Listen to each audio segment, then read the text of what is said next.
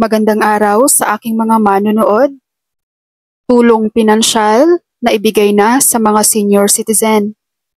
Saang lugar nga ba ito? Alamin sa video. Ganap nang nasimulan noong September 7, 2024 ang pamamahagi ng tulong pinansyal sa mga senior citizen sa 80 barangay sa Cebu City. Nauna rito, nangako si Cebu City Acting Mayor Raymond Alvin Garcia na 90,000 senior citizens ang makakatanggap ng kanilang ayuda sa naturang pitsa. Sinabi ni Garcia na sumama siya sa pamamahagi para suriin ang kondisyon ng mga senior citizen. Natuwa rin siya dahil nagpapasalamat ang mga senior citizen sa mabilis na pagkilos sa kanilang kahilingan hinggil sa kanilang tulong pinansyal.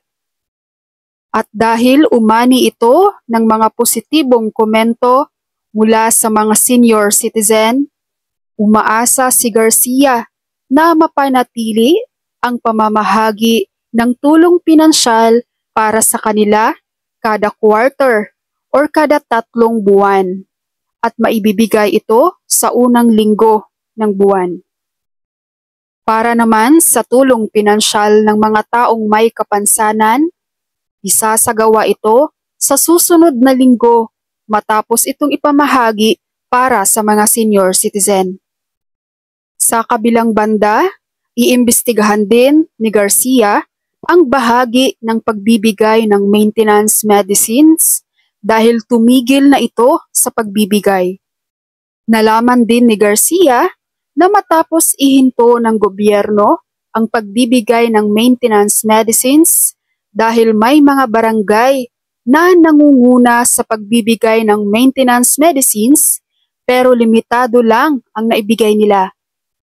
Sinabi ni Garcia na titingnan din niya ang budget para sa pamamahagi ng maintenance medicines at umaasa siyang sa Enero 2025 na ito masisimulan. Ang mga tumatanggap ng maintenance medicines ay hindi lamang limitado sa mga senior citizens, kundi kasama na rin ang may mga alta presyon, diabetes, at iba pang nangangailangan ng maintenance ng kanilang mga sistema ng katawan. Magandang balita ito sa mga senior citizens and PWDs sa Cebu City. Sana ay ganito rin kaaktibo ang namumuno sa iba pang lugar para mabigyan naman ng pansin ang pangangailangan ng ating mga senior citizens and PWDs. Ayun lamang po ang aking updates. Maraming salamat sa inyong panunood and God bless you all.